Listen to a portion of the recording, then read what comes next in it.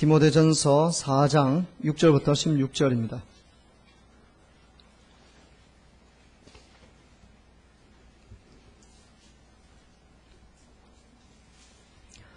한 절씩 읽겠습니다.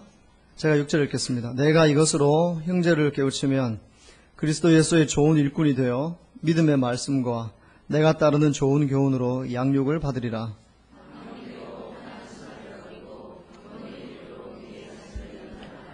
육체의 연단은 약간의 유익이 있으나 경건은 범사에 유익하니 금생과 내생에 약속이 있느니라. 이를 위하여 우리가 수고하고 힘쓰는 것은 우리 소망을 살아계신 하나님께 둠이니 곧 모든 사람 특히 믿는 자들의 구주시라. 누구든지 내 연소함을 업신여기지 못하게 하고 오직 말과 행실과 사랑과 믿음과 정절에 있어서 믿는 자에게 본이 되어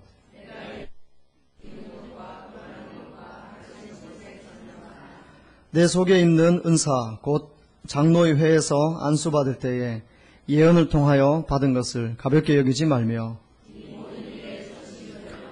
너의 성숙함을 모든 사람에게 나타나게 하라. 내가 내 자신과 가르침을 살펴 이 일을 계속하라. 이것을 행함으로 내 자신과 내게 듣는 자를 구원하리라. 아멘. 교회를 섬기는 사람들, 오늘 첫 번째 시간으로 섬기는 사람들 중에서 목회자에 대한 얘기를 좀 나누고 싶습니다.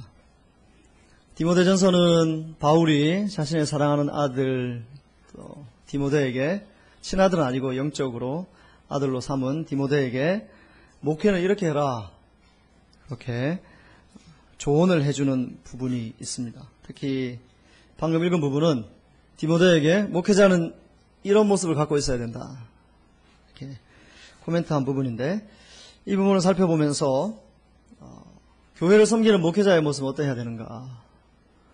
여러분 별로 해당사항 없으시죠?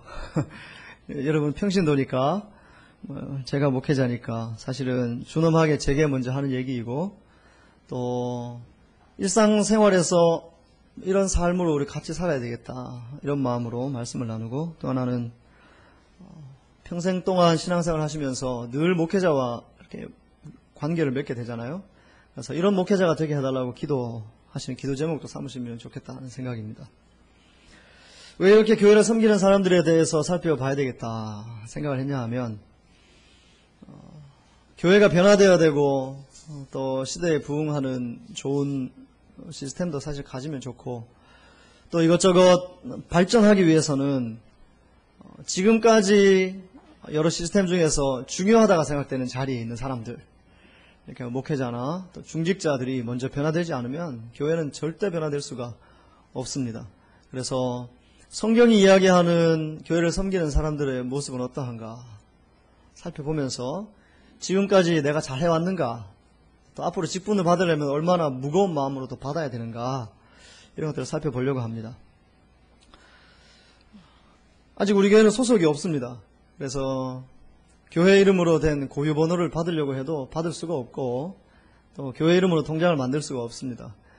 세무서에 몇 번 가보고 문의를 해봐도 법 자체가 교단에 가입되어 있지 않은 교회가 만들 수 있는 방법이 아직은 없어요. 이것조차도 굉장히 좀 불합리하다는 생각을 좀 많이 하고 있는데, 어쨌든 그렇습니다. 교회적으로는 지금 우리 교회는 어디에도 소속되지 않은 독립교회입니다. 누군가가 우리에게 교단이 어디냐 물어보면 그냥 옛날에 있었던데 대한예수교 장로회다 얘기해도 무방합니다만, 본질적으로 얘기하면 우리는 아직 아무데도 소속되지 않은 독립교회입니다. 그래서 독립교회와 장로교회가 좀 다르긴 한데 언젠가 설명을 해드릴 때가 있을 것 같습니다. 지금 현재 시점에서 우리가 아무데도 소속되어 있지 않기 때문에 대한예수교 장로회다고 얘기는 할 수 없지만, 그러나 언젠가 우리가 가게 될 것 같습니다. 그렇다고 우리가 갑자기 침례교 갈 수도 없잖아요. 그리고 순복음 갈 수도 없고, 장로교를 가게 되는데, 이 장로교는 정치 시스템입니다. 성경에 근거한 정치 시스템인데, 그것에 대한 잠시의 말씀을 드리려고 합니다. 대한예수교 장로회다.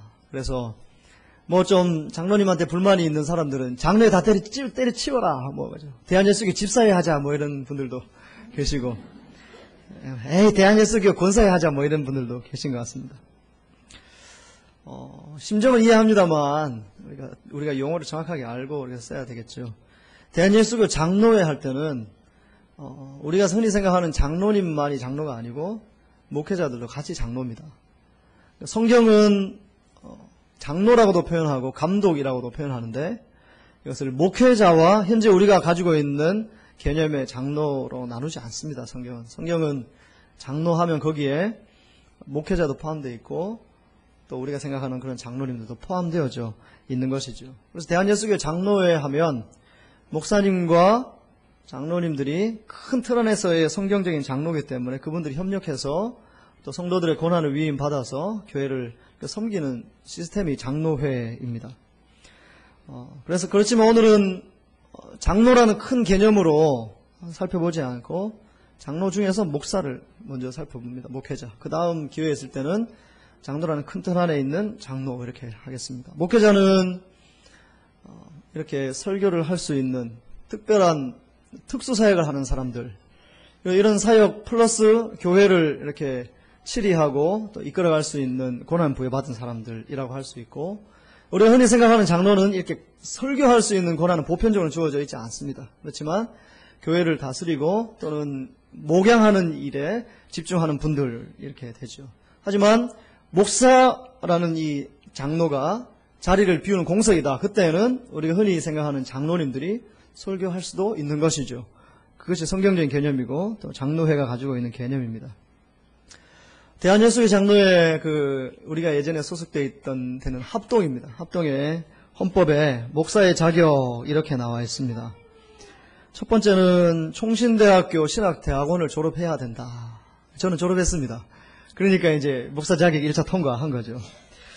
그 다음에 나이는 만 30세 이상이다. 이렇게 되어 있습니다.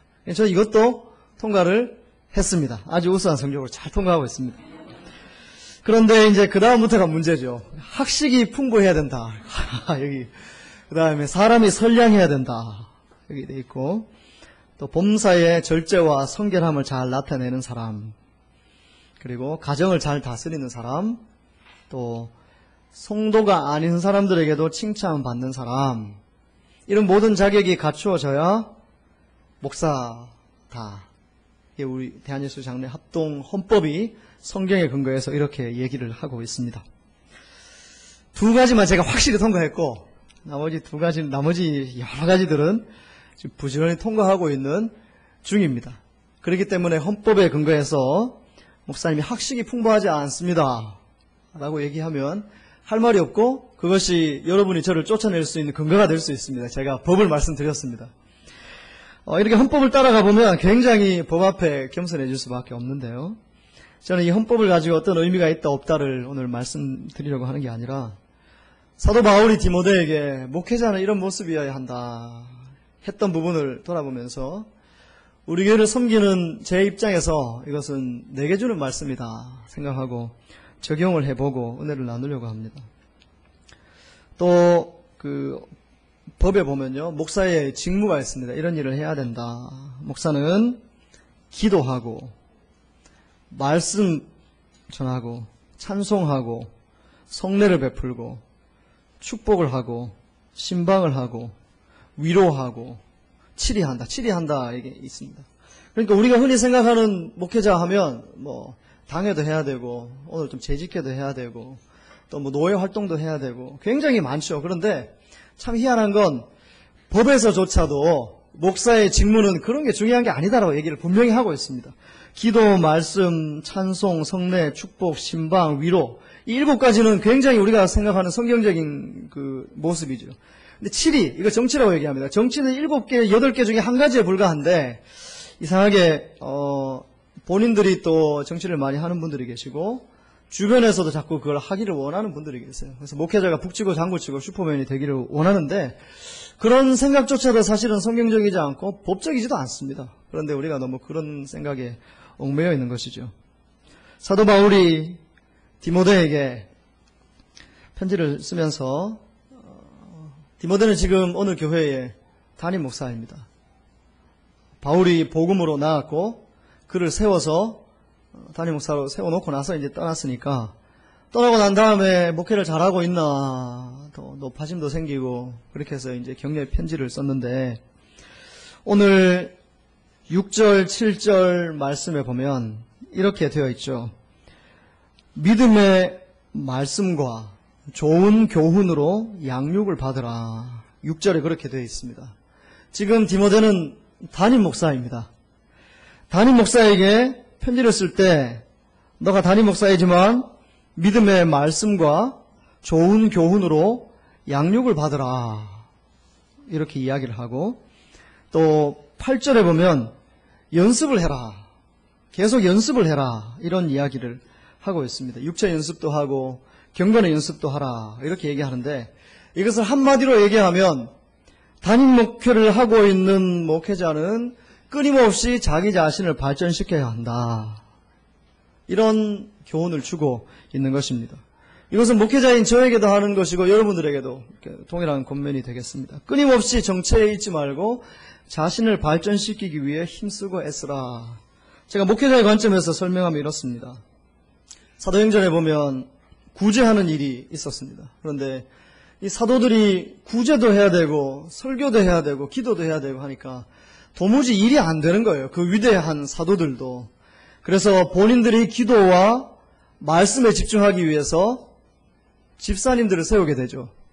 성령 충만한 집사님들을 세워서 교회의 행정적인 업무나 일들은 그분들에게 다 맡기고 사도들은 뭘 한다고요? 말씀 연구하고 기도하는 일에 집중을 했다는 얘기입니다.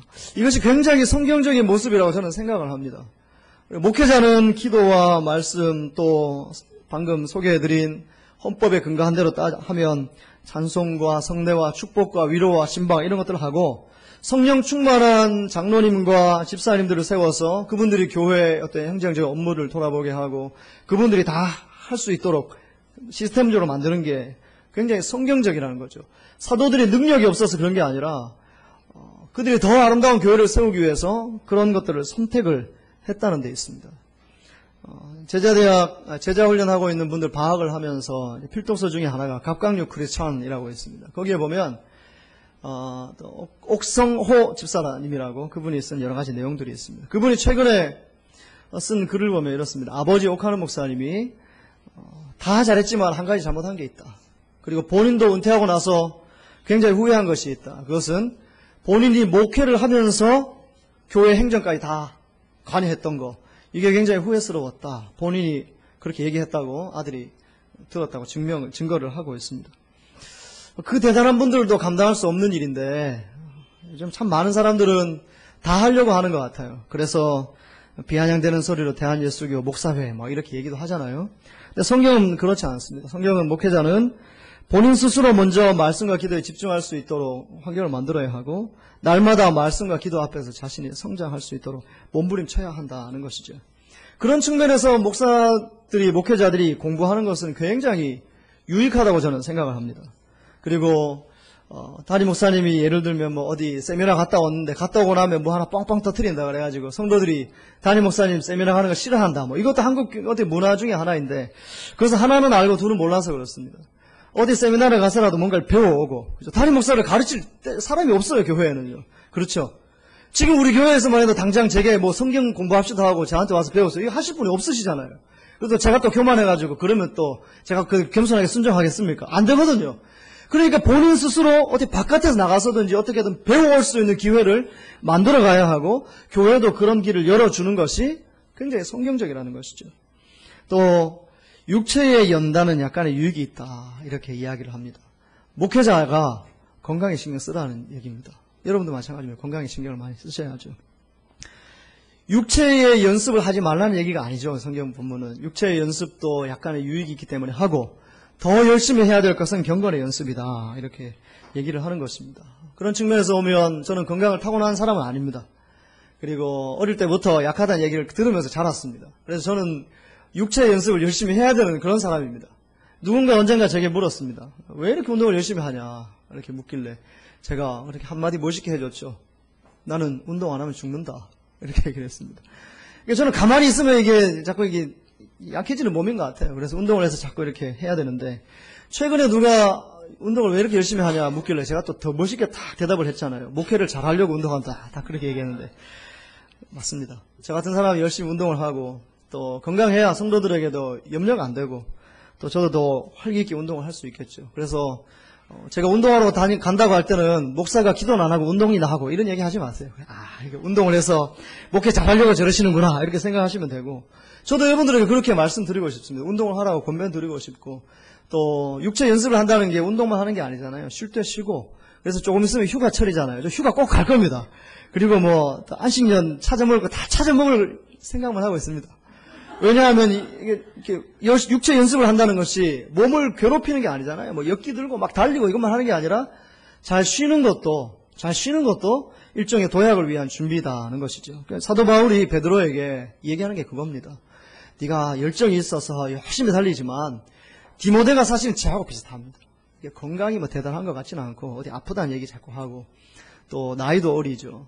심성적으로 좀 뭐랄까요, 좀 젠틀하고 그렇습니다. 그러니까 이제 사도 바울이 걱정이 되는 거예요. 계속 이렇게 멘트를 하면서 하는 얘기가 네가 열심히 있어서 무조건 열심히 하는 걸 알겠는데 쉬어가면서 해라. 쉬어가면서 하지 않으면 긴 목회 여정을 완주 못한다. 쉬어가면서 해라. 이렇게 얘기를 하는 거죠.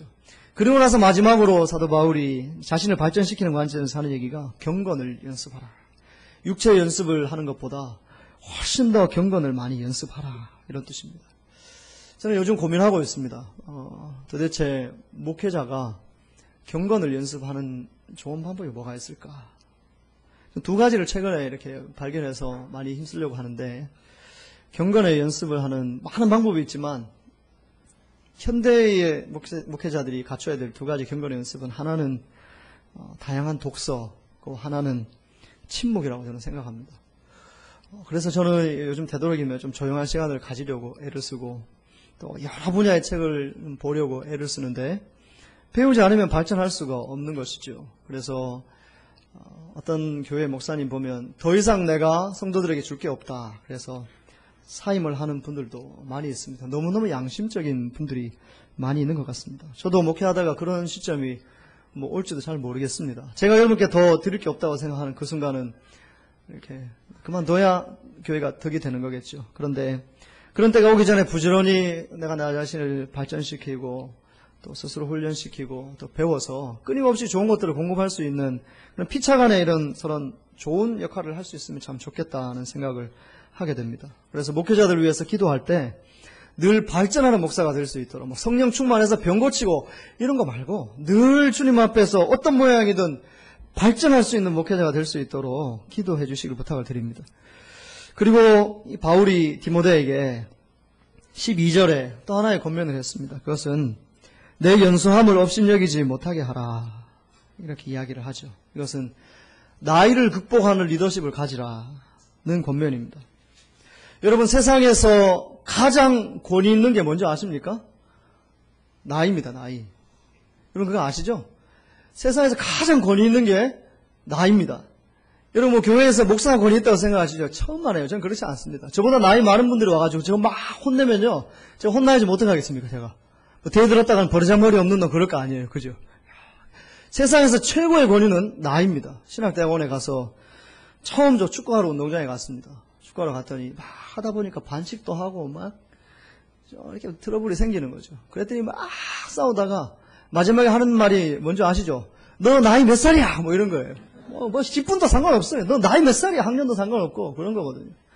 교회에서 싸워보십시오. 교회에서.